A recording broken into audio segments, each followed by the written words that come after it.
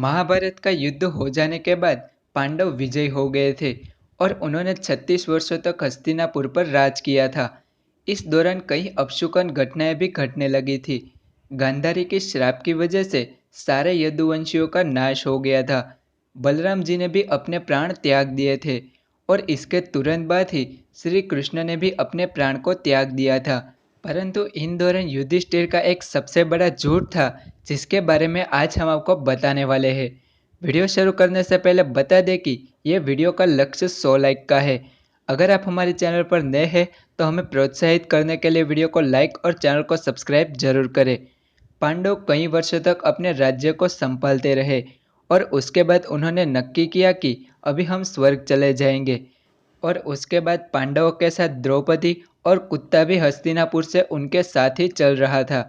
युधिष्ठिर के साथ कुत्ते को देखकर सभी आश्चर्यचकित हो जाते हैं और भीम ने उनसे पूछा कि यह कुत्ता कौन है, परंतु युधिष्ठिर ने इनका जवाब नहीं दिया और कहा कि मैं बाद में बताऊंगा। और उसके बाद रास्ते में आगे चलते चलते द्रौपदी सर्वप्रथम लड़खड़ाकर गिर पड़ती है। तभी भीम ने उनसे पूछा कि ऐसा क्यों। तभी युधिष्ठिर ने कहा कि द्रौपदी सबसे ज्यादा अर्जुन से प्रेम करती थी, इसीलिए वो सर्वप्रथम गिर पड़ी। उसके बाद पांडव और कुत्ता आगे बढ़ने लगते हैं। उसके बाद सहदेव नीचे गिर पड़ते हैं। तभी फिर से भीम ने युधिष्ठिर से पूछा कि ऐसा क्यों। तभी युधिष्ठिर ने बताया कि सहदेव को अपने ज्ञान पर ज्यादा ही घमंड हो गया था, इसलिए वो भी नीचे गिर गया है। उसके थोड़े आगे जाने के बाद नकुल की भी नीचे गिरकर मृत्यु हो जाती है। तभी भीम ने फिर से पूछा।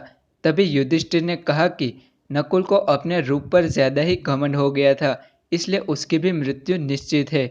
उसके बाद अर्जुन भी नीचे गिर पड़े। तभी भीमसेन के पूछने पर युधिष्ठिर ने कहा कि अर्जुन को विश्व का श्रेष्ठ धनुर्धर होने का घमंड हो गया था। इस कारण से उसने दूसरे धनुर्धरों का भी बड़ा ही अपमान किया था, इसलिए वह भी गिर पड़ा। उसके थोड़े आगे जाने के बाद भीम भी नीचे गिर पड़ता है। तभी युधिष्ठिर ने कहा कि तुम्हें अपने 10,000 हाथियों के बल पर बड़ा ही घमंड था, इसलिए तुम्हारी भी मृत्यु निश्चित ही थी। अब केवल युधिष्ठिर के साथ कुत्ता ही साथ चल रहा था। थोड़ी देर चलने के बाद युधिष्ठिर स्वर्ग के प्रवेश द्वार पर पहुंच जाते हैं। द्वार पर पहुंचते ही द्वारपाल ने कहा कि यह कुत्ता आपके साथ नहीं चल सकता। तभी द्वारपाल के कहने पर युधिष्ठिर ने कहा कि यह कुत्ता हमारे साथ ही चल रहा है, इसलिए ये कुत्ते को हम स्वर्ग में लेकर ही जाएंगे। परंतु द्वारपाल नहीं माना और बहुत समझाने के बाद भी वो नहीं मानता है। तभी वो कुत्ता अपने वास्तविक स्वरूप में आ जाता है, परंतु वो कुत्ता स्वयं यमराज यानी कि धर्मराज ही थे। दोस्तों, युधिष्ठिर धर्मराज के पुत्र थे और उन्होंने ही युधिष्ठिर के रूप में जन्म लिया था। धर्मराज के पुत्र होने के कारण युधिष्ठिर अपने जीवन में कभी भी झूठ नहीं बोलते। उसके बाद यमराज के साथ ही युधिष्ठिर स्वर्ग में पहुंच जाते हैं। लेकिन स्वर्ग में पहुंचने के बाद उन्होंने देखा कि वहां तो सिर्फ दुर्योधन ही था। यह दृश्य देखकर युधिष्ठिर ने देवताओं से कहा कि मेरे चारों भाई और द्रौपदी जहां होंगे मैं भी वहां ही जाऊंगा। तभी सभी देवताओं ने कहा कि वे तो अभी यहाँ पर नहीं है, वे तो अभी नरक लोक में है। नरक में लाशों के ढेर, खून की नदियाँ और चारों ओर अंधेरा ही था। वो जगत की सबसे डरावनी जगह थी। तभी नरक लोक में सभी आत्माएं चिल्ला रही थी। तभी युधिष्ठिर ने पूछा कि ये सारी आत्माएं कौन है। तभी देवदूत ने कहा कि ये सब तुम्हारे भाई और द्रौपदी है।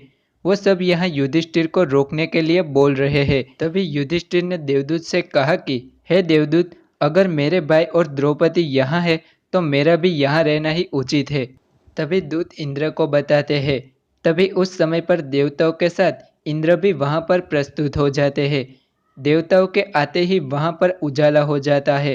तभी इंद्र ने युधिष्ठिर से कहा कि हे युधिष्ठिर, तुम्हारे भाई और द्रौपदी पहले से ही स्वर्ग में पहुंच चुके हैं, पर तुमने अश्वत्थामा मर गया है ऐसा झूठ बोला था, इसलिए थोड़े समय तक तुम्हें नर्कलोक में समय गुजारना पड़ेगा। उसके बाद युधिष्ठिर गंगा में स्नान करके अपना शरीर त्याग करके और स्वर्ग में पहुंच जाते हैं। स्वर्ग में पहुंचकर वे अर्जुन, भीम, कर्ण, नकुल, सहदेव और द्रौपदी को देखते वहां पर खुश हो जाते हैं। भगवान श्री कृष्ण भी वहां पर उपस्थित थे और अर्जुन उसकी सेवा कर रहे थे। कर्ण सूर्य के समान तेजस्वी थे। तो आशा है कि आज का ये वीडियो आपको पसंद आया होगा। अगर वीडियो पसंद आया हो तो वीडियो को लाइक ज़रूर करें, ज़्यादा से ज़्यादा शेयर करें और ऐसे ही वीडियो के लिए हमारे चैनल को सब्सक्राइब ज़रूर करें।